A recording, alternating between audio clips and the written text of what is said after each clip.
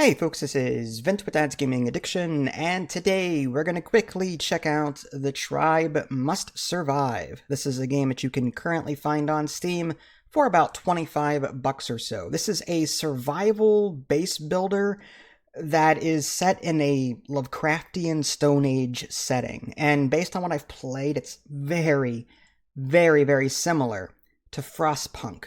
Rather than there being cold that you have to deal with, it's the dark that you have to deal with, and you're trying to keep your fire lit by continuously supplying it with wood. Now, I have to stress this is a first impressions video. I need more time to actually review it.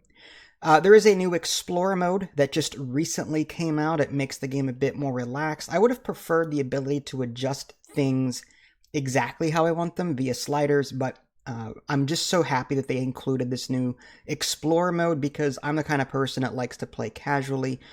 Based on what I've seen before, like I was curious about this game before, but I heard it was too hard, so I kind of avoided it. But when I got my press key and it was advertising the new Explorer mode, I'm like, this is perfect for me. So that's when I accepted the press key, went into it. And again, what you're trying to do in this game is you're trying to collect wood and food, and then you're going to be constructing buildings around your fire.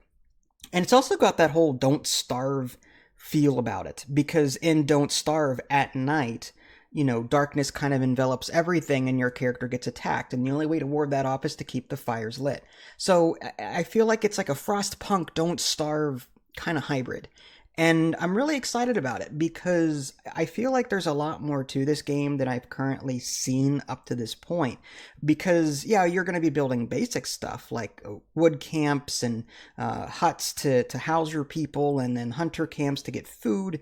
And then eventually you can build stone platforms or whatever to mine stone from various set areas, stuff like that. But eventually you get into farming, and there's three different kinds of like medicine. There's like the red, yellow, and green medicine, and that's mainly used for like spirituality stuff, which I started dabbling in just recently. Also, there are these events that pop up from time to time. Again, think Frostpunk, when you get these weird things every now and again. Do you take these people in, or do you push them away? It's got that whole choose your own adventure style mode of gameplay. There are other resources I haven't gotten into yet. Apparently there's a furnace you can build where you can smelt ore into actual, I guess, bars like copper, for example. Yeah, I'm looking forward to checking the rest of this out. And there's a day and night cycle, as you would imagine, and one thing I wish the game did better, there's a horn that you can set to automatically sound so that your people come home during a certain time of day.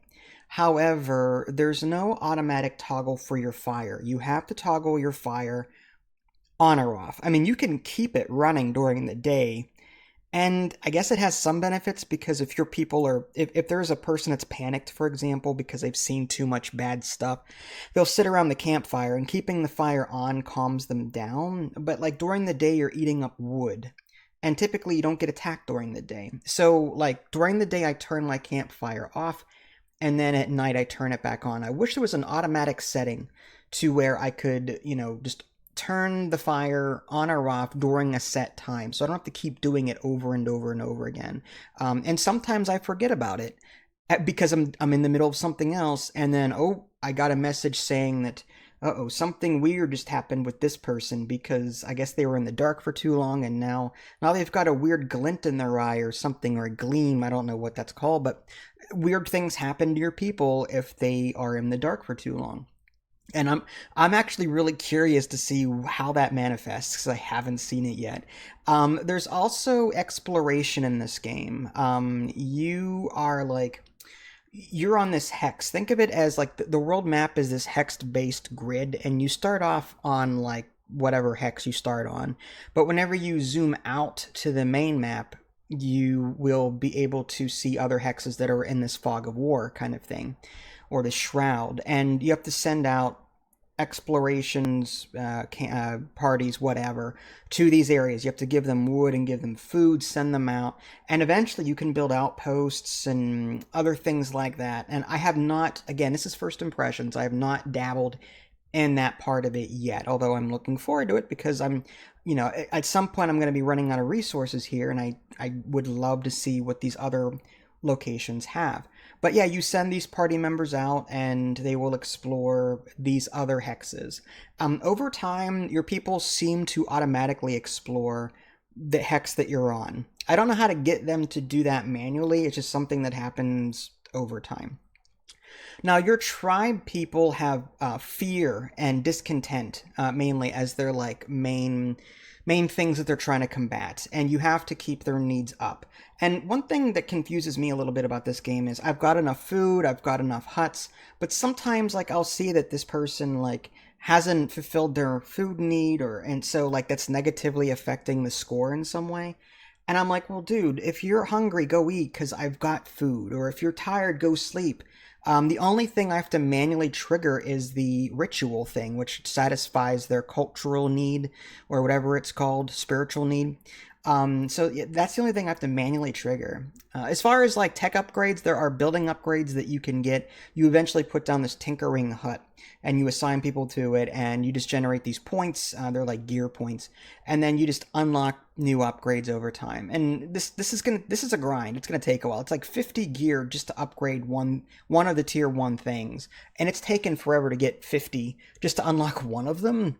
So it's still pretty grindy, and that goes back to me saying I wish there was a way to customize the difficulty a bit more so that people can fine tune how they like.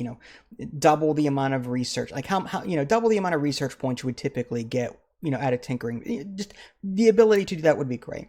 There's also spiritual aspects. As you level up these spiritual aspects, the red, yellow, and green, by doing various things, you can pick between like 2 abilities or 2 buffs, and your culture will grow and behave differently. Your tribe will grow and behave differently depending on the choices that you make. So there's a bit of like a, design your own tribe as you go through these spiritual aspects. There's also philosophies reminding me a little bit of the whole Frostpunk thing where, you can choose various policies and different things like that to also shape the direction your tribe is going in.